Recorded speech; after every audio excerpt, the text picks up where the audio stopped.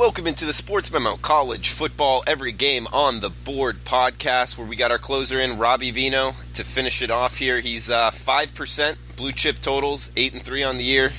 Also college football, 4 and 5% plays, 37-24, 61% year to date. Great choice here for college football. And guys, we got the bowl package, which we're also including college championship weekend in that, discounted to just $99 on the website this weekend. Make sure to check that out at sportsmemo.com. You can get every play from Robbie Veno or any handicapper on the site for just $99 for the rest of the college football season starting this weekend. Robbie, welcome to the podcast. How you feeling? I am feeling all right, buddy. As you know, battling a little bit of a cold here, but we will get through this. No problem. Good time of year. Like I said before, these college football championship games, it's a nice weekend. Glad to see more conferences are going to it. But real quick, while you were go ahead and spouting my numbers, I feel like I should get online and go ahead and purchase a Drew Martin package here. You're going pretty good yourself. I see 7-3 over the last 10 in college football. So congratulations to you on the hot streak. And for listeners out there, don't forget about Drew when you're looking to purchase. Yeah, I appreciate that, Robbie. And it's championship weekend. It's a fun weekend to be watching college football. Fun weekend to be betting it, for sure. We'll finish off the card here. Teddy went up to the SEC championship game, which you can see on sportsmemo.com. Listen to that pod as well. And we'll pick it up here with 317, 318, Fresno State, Boise State in the Mountain West championship game. This is a rematch. We got 6 rematches this weekend, Robbie. So keep that in mind when you're handicapping these games. We're seeing a 52.5 being the total, and this one's flopping all around. It was Boise 3. Now we're seeing Pick'em -1 at some shops. Robbie, what's going on here? Fresno State, Boise State. Yeah, there's been a little bit of a tug of war amongst the money here, Drew. It did. The line did immediately go down. Boise State 3 down to, I think I saw, a lot of 1s yesterday, and then quickly, or not quickly, but during the afternoon yesterday, back up to 2.5, and then today, as of about, 90 minutes ago, we saw a big rush on Fresno to where Chris has actually made Fresno the favorite now, 1 point. A lot of pick'ems out there, +1, whichever side you like. There's a variety out there, so you can get the best of the number. No matter where you shop.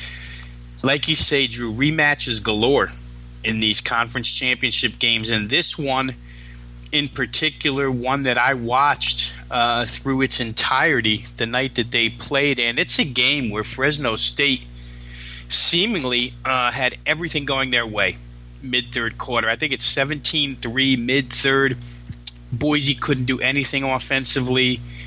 All of a sudden, they struck with a long downfield vertical pass and a couple of other big plays, and next thing you knew, they're winning that game 24-17 and end up victorious by that same score. So I think for Fresno State, and I know for every other team that's in a revenge situation this weekend in a championship game, it sticks in the front of your mind that we got beat by this team. But in this particular case, I think it hurt Fresno State, that loss. They were on such a roll at that point in time. I can remember their power rating just increasing, and to look so good for 2.5 quarters and then go home empty-handed. Mentally, if there is a psychological motivational game this week where you would incorporate it into the handicap more than others, I think it would be this one. Fresno State, to me, chip on the shoulder, the whole 9 yards. Now, for Boise State, the last month of the season, Drew, they've gotten away with an awful lot of personnel changes and youth on especially the defensive side of the football. I know I've played against it at least once, and the defense has risen to the occasion more than once. I thought that secondary might get lit up. But it hasn't. The freshmen have proven to be pretty good. This is a different situation. Lucky for Boise, in my estimation, that they're home in this game. Because if you took all this youth on the road, I don't know that they would perform as well. Towards the end of the season here, the majority of Boise's football games were played at home. on the blue turf. I think they were home for 3 of the last 4, which helped. But here I think Fresno just on both sides of the football, they either match up evenly or are better. I think fundamentally the edge goes to the Fresno State team. Like I said earlier, I think motivationally they have a little bit of an added charge in them. They came up short last season. So I've kind of looked their way here. Drew, you would prefer to have the opening number if you're betting now. Of course, you lost what could have been a little bit of value, but I don't know that it makes that much of a difference. I think you could have played Fresno money line, when the game opened or even now, and still been in pretty good shape. So at Pick'em or +1, whatever you can get, I would look towards the Fresno State side here. I think that defense will end up being the difference. I think, McMarion has been a very underrated quarterback this season. I know we hear a lot about Brett Rippon, rightfully so, and he's done a lot with a couple of his top-notch wide receivers on this show for a long time. But McMarion, with his legs, with his accuracy, has been a real good threat for Fresno State, and I think they'll probably come through and make one extra play here to win this game. So I would look towards Fresno. Yeah, this is one of the rematches, Robbie. This is the 4th time these two teams have played in the last calendar year as well. Last year they kind of had the same setup, playing the last week of the season, then again in the championship game. A couple things down the stretch that scare me about the Fresno State side is they lost 3 straight against the number to end the season, where Boise won 3 straight ATS to end the season. Strength of the schedule also favors Boise as well, but nonetheless, it's going to be a fun one Saturday night out west. One game I will definitely be tuning into. We got the ACC championship game, Robbie, about the same time, 319, 320 on the Sportsmemo odds screen, seeing 53 now, 52.5 the total, opened at 57.5, so some big under money here, Robbie. Also a huge number, Clemson laying almost 4 touchdowns, seeing consensus about 27.5 Clemson Tigers are laying. I believe this one's in Charlotte. Robbie, how would you look to bet this one? Talk about hot down the stretch, Drew. Pittsburgh was 6-1 against the number second half of the year, or even a little more than the second half of the year. So certainly they've been a ticket cashing machine.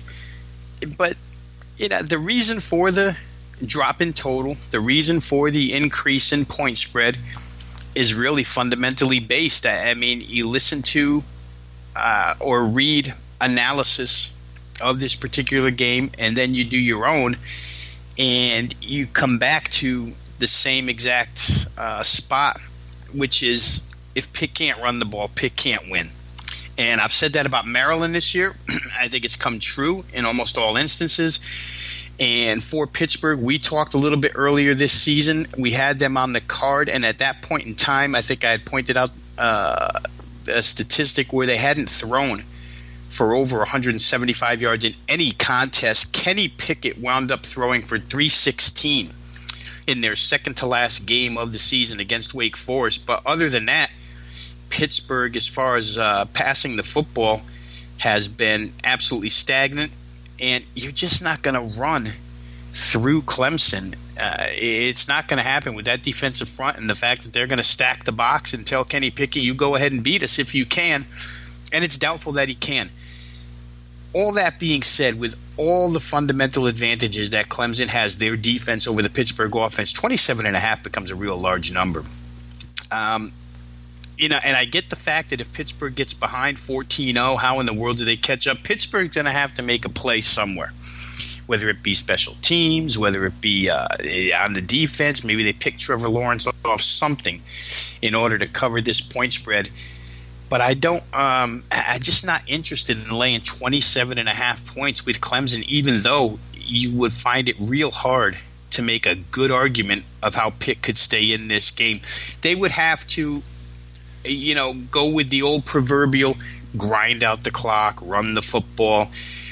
Pat Narduzzi is a, kind of an old school coach, defense and running game. But I'm sure that offensively, they're going to have some type of game plan that they feel will help them move the ball against Clemson. I'm just not so sure any of it would work. On the Clemson side, Travis Etienne has really gotten going running the football. The passing game with T. Higgins and that receiving core is electric as well. So Clemson can put up their points. I have a real tough time with a side in this game. I probably won't play, and not interested in laying 27.5, but fearful of maybe the 38-10 final that could be coming here. Maybe you would get to the under in this contest. I think that it's been chipped away to the point where I don't see an awful lot of value in it. I mean, at 57.5, there was certainly more value with the opener than there is at 52.5 or 53, which is what we're looking at right now. So it becomes, it just becomes a real difficult game to play. One thing I will say, Drew, is I don't agree with the sentiment that's out there in certain spots that says all Clemson has to do is win this game and secure their Final Four spot in the college football playoff. Therefore, maybe they would be a little disinterested in playing 4 quarters if they're. It's just not in Dabo Swinney's nature to let off the gas pedal in any contest. So I don't know if that comes into play whatsoever. Clemson, if they can win by 45, they'll win by 45. They're not going to be up by 28 and say let's stop now and save it for the playoff. So I don't agree with that aspect of it, which some people playing the dog are leaning on. It's a tough game. It's really a tough game to handicap. If you truly like a side, go ahead and play it. I just don't know that I can find a definitive argument to play side or total. Robbie, we've got 3-2-1, 3-2-2. The Big Ten championship game in Indianapolis. Northwestern, Ohio State, 61 the total. Looks like the Buckeyes laying 14 or 14.5. Some shops showing that extra hook on the 2 touchdowns. I'll tell you, Robbie, this is a man, if you like stats, it's all pointing towards Ohio State as far as offensive stats. Haskins over 4,000 yards passing, 40 touchdowns, only 7 picks. Compare him to Northwestern's quarterback, Clayton Thorson, 2,600 yards passing, 14 TDs, 12 interceptions. Also add in the fact Ohio State has won 30 of the last 31 versus Northwestern. Northwestern's a sub 100 team, Robbie, in terms of scoring offense. Ohio State's the number 2 scoring offense in the nation. You think 14 points is enough here? Well, and if you just took a general point spread number, Drew, you would say yes, because underdogs in Northwestern's 12 football games this year are 11-0 with a push. Doesn't matter if Northwestern's the underdog or if their opponent's the underdog, which immediately tells you that they play to the level of competition. When they're favored, they're not as – I don't know if I can't even say they're not as motivated, because Pat Fitzgerald is an excellent motivational coach, but they just seem to play to the talent level. Whether or not they can play to this talent level against Ohio State is another story, and I think that's why we see the bump from 12.5 to 14.5. Some of that is reaction to what happened last Saturday in that Michigan game where Ohio State just went crazy and scored 63 points against the best defense, statistically, pass defense in the land. Unlike what I just said about Pittsburgh, right? When we talked about Pittsburgh and said that if Pittsburgh can't run the football, they can't move the football. Northwestern's not that team. Northwestern can find ways other than running the football to go ahead and move the football. Clayton Thorson. In fact, in a precautionary measure last week against Illinois in what was a very unimpressive 24-16 win by Northwestern, they held their top wide receiver Flynn Nagel out of that game. Slight injury, didn't play him, wanted him to be ready for this game. Northwestern already had the look ahead to the championship game in their sights, and probably have been game planning for 2 weeks on how do we score points to keep up with Ohio State in this game. It's not a case against Ohio State, and listen, we've said this before too. You can't, in modern day college football, go under the assumption that, well, we're going to grind it out, we're going to move the chains, we're going to eat the clock, we're going to win time of possession, and as an underdog, it gives me such an advantage and I'm going to win. Because these teams like Ohio State will give you a 7-minute drive and field goal or touchdown, doesn't matter, but they'll come back in 90 seconds and score a touchdown. So they can get beat by 20 minutes on the time of possession clock and still cover a game and still score their 40-plus points. Pat Fitzgerald's smart enough to know he can't play that game. He's not going to win this game 21-20, at least the way I see it. He's going to have to score some points here. And Thorson, like I say, with Nagel and his receivers, they have much more of a balanced offense than does Pittsburgh. Northwestern even mixes in some up-tempo. We've seen them in past years play a lot of up-tempo, which tells you that it's in Fitzgerald's playbook to go ahead and play quick. And when I think if the situation lends itself to playing quick, I think they will. But they can run it. It's amazing that they're able to run it because of all the injuries that they've suffered at the running back position. But Isaiah Bowser has really come on and been tremendous for them. So I think that unlike Pitt, they're a little bit better equipped to try and stay in the game point wise. But can you really match up with Ohio State? We've seen Ohio State do this number before, where they come on late at the end of the season, final 2 games, 3 games, and find their way into the college football playoff. Remember a couple of years ago they beat Wisconsin like 59-0 in a championship game, a year where they really weren't going to get into the playoff, but that 59-0 victory got them there. Between Ohio State and Oklahoma, those two teams especially, that could be battling for that 4th spot if it's vacated by a Georgia loss to Alabama. Those are the 2 teams that really have to look to keep their foot on the pedal and be ultra impressive score-wise for the playoff committee. For that reason, I think Urban Meyer's team obviously has gone from 12.5 to 14.5, and it probably still the right side of that game. Northwestern, talent-wise, on guts and on trying hard and on game planning, I think they can stay in it a little bit, but at some point in time, Ohio State's going to separate. Remember, Northwestern went through the last 4 games of the year, Drew, or 3 games of the year, with a secondary that was missing 3 starting corners. Somehow they got through Minnesota, and they got through the Minnesota game with that win, despite the fact that P.J. Fleck really lit a fuse under that offense the last half of the season, and he's got all those solid wide receivers, a couple of freshmen, and the passing game was going real good behind Tanner Morgan. They become favored against Northwestern, and Northwestern shuts them down. But I think they got through that game because if you watch Pat Fitzgerald talk, he tells you that he was, in his words, so angry and so pissed off when one of his assistants came to him middle of the practice week and said, "Hey, coach, we're underdogs to Minnesota." And he used that as motivation, and the team came through. All 3 of those defensive backs that were hurt the last 3 weeks are listed as probable for this game. Obviously, it's all hands on deck in a game like this. But those 3 guys are not 100%. When you're running around against Paris Campbell and the speed of this Ohio State wide receiving core, they're going to make plays. I just think that they're too good for Northwestern over a 60-minute contest. So I agree with the line move here. 14.5 to me seems to be something where you could still find some value. I think if probably anything up to the 16.5 mark is still territory to play Ohio State. I think they can win it by 17 plus. Unless Urban Meyer's team falters tremendously on offense, I think they're going to win it by that margin. All right, couple lesser games to finish it out real quick. We got 327, 328 East Carolina, NC State, 60.5 the total. NC State 23.5 at home. It's 2 of the worst pass defenses in the land. A couple of teams that are very good at throwing the football, so you would expect the ball to be in the air here. Unlike another game in the Carolina region, there's no weather to affect this one. South Carolina is going to be under rain and a lot of rain throughout the 4 hours of their contest. This contest won't be throughout rain. No rain in the forecast whatsoever. So you could see, these games, Drew, they were scheduled because teams didn't have their 12th game. They had their one of their games postponed by the hurricane earlier this season, and they, just to be safe and be able to qualify for a bowl game, you schedule that 12th game.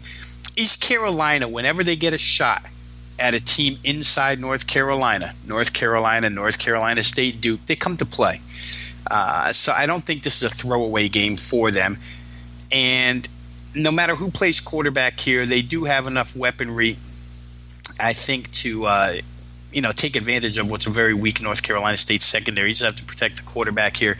But for NC State, Ryan Finley and company, they should move the ball at will up and down the field.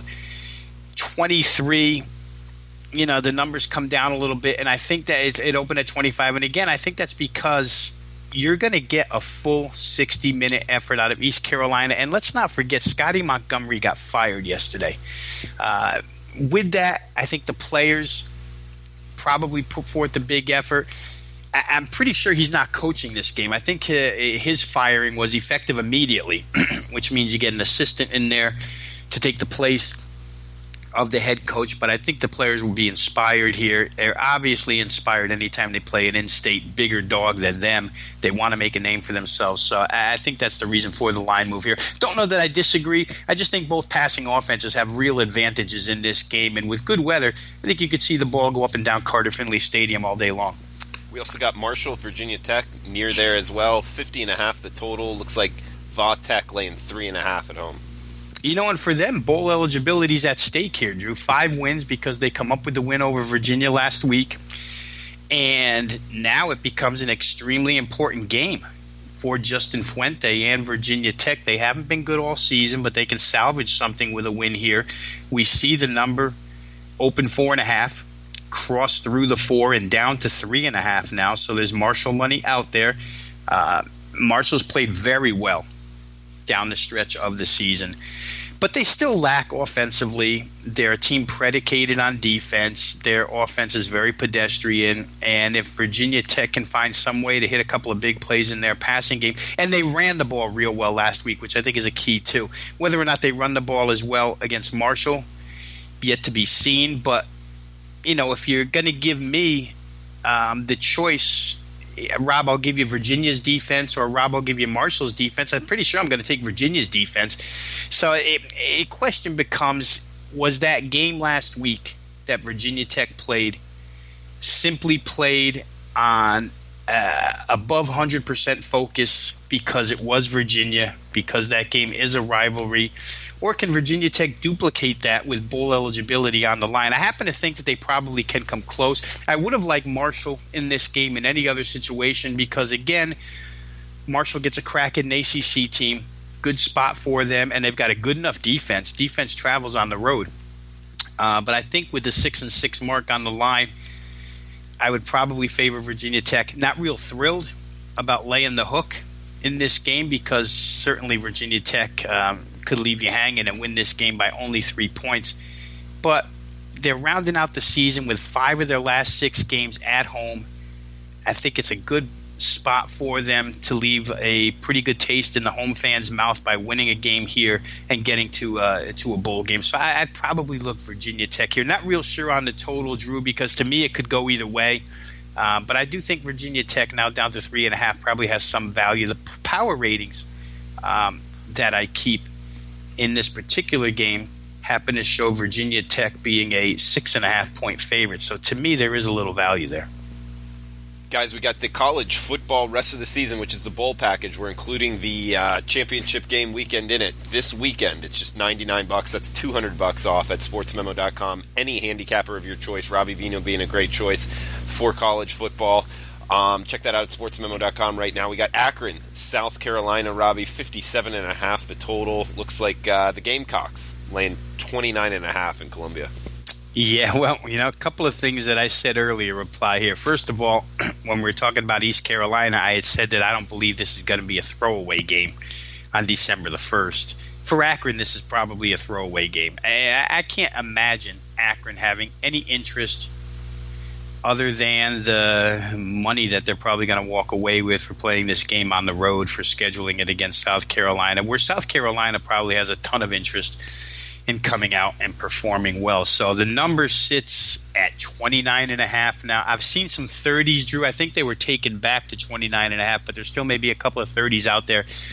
Large number, but I think that indicates what I just said, that for Akron, who the heck wants to go play this game? I know I'd be pretty sure that they don't, even though I'm not inside their locker room. I'm not on their practice field.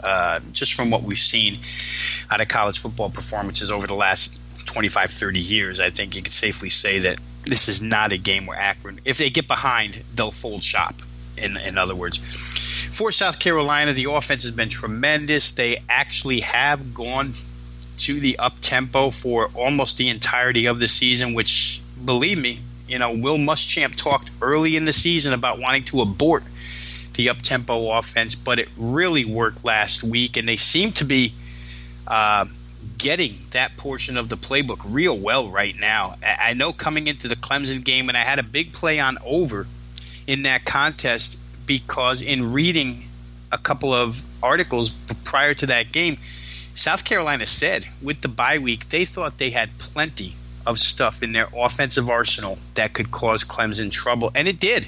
Clemson's defensive backfield didn't look the way it looked all season long against South Carolina last week. South Carolina puts up 35 points, but their defense is so riddled with injuries. I don't know that they could withstand another injury, South Carolina. They're lucky the opponent is what it is in Akron, a team that generally doesn't have any explosiveness to it. I think the biggest problem for this game, Drew, I really wanted to play it over. I thought 56 was a cheap number because in my mind, South Carolina is good for 48 in this contest. But the fact that it's going to rain and rain all game long, and the game could get out of hand, and maybe South Carolina just hands it off in the fourth quarter, and it being the final home game, maybe they give the second team a chance to get on the field. And for those reasons, it's hard for me now to get there. But in dry conditions, I would have probably played over 56 rather easily. Just within the last 45 minutes, we have seen a bump in this game. I see the total going up to 57 in most spots, 56.5 in others, and even Chris now pushing 57.5. So there's over money out there within the last 45 minutes. Just don't know that I can be one of those guys to go and play it because of the bad weather conditions in this game. Robbie, last game up, Stanford versus Cal. Looks like the Cardinal laying 3 on the highway, 46 the total. Yeah, a huge game for both. Obviously, the wildfires caused this one to be postponed a couple of weeks ago. They're really opposite at this point in time. Stanford has become an offensive-minded team. It's certainly the passing game since Arcega-Whiteside has come back off of I think he missed one game for injury, and since Bryce Love has come back healthy the last couple of games, that offense is humming right now. But going into Justin Wilcox's Cal defense is no joke. That team has shut down almost every good Pac-12 offense so far this season. So Stanford is probably in for it against a very motivated California team. Last week they win 33-21 against Colorado to head into this game. I don't know that the passing offense of Stanford, and in particular, Drew, I wonder about the protection of the quarterback in this game for Stanford. Cal is just so fierce in their front seven, and they're going to make plays behind the line of scrimmage. When you look at the last two opponents where Stanford has really rung up big numbers, 48 and 49 points and a lot of total yards, those two opponents were Oregon State and UCLA. Not even close to being in the league of Cal's defense. So those numbers are really going to come down here. Like I say, Cal has had some close calls. They've had some victories against good teams in this league based on their defense. Ever since the Oregon game, since the UCLA game, nobody's really gotten to them. The back half of the season has been real good. Washington only scores 10. Washington State only scores 19. USC gets held to 14. I kind of like the defense here. The money has shown up in Stanford's favor slightly throughout the week, but I have to say I'd probably be on Cal here. Don't like the fact that they have no explosiveness whatsoever in their offense. But against Stanford now, it's a little bit different deal going against their defense. You actually can just hand off the ball and gain some yardage against them at this point in time. So any bit of diversity that Cal shows, and Justin Wilcox will have a game plan put together with some assorted trick plays because this is a big game for both as far as rivalry is concerned. I just think I like the dog here plus the points at home. I think it'll be a good spot for California. Robbie Veno's been great all year. His 5% blue chip totals in college football, 8-3 on the season. He's got one up right now at sportsmemo.com. And guys, check out that rest of college football season. It's the bowl season now, and we're including championship weekend as well. And you can get it all for just $99. That's $200 off at sportsmemo.com. Everyone, thanks for tuning in. Best of luck with your bets. Have a great weekend.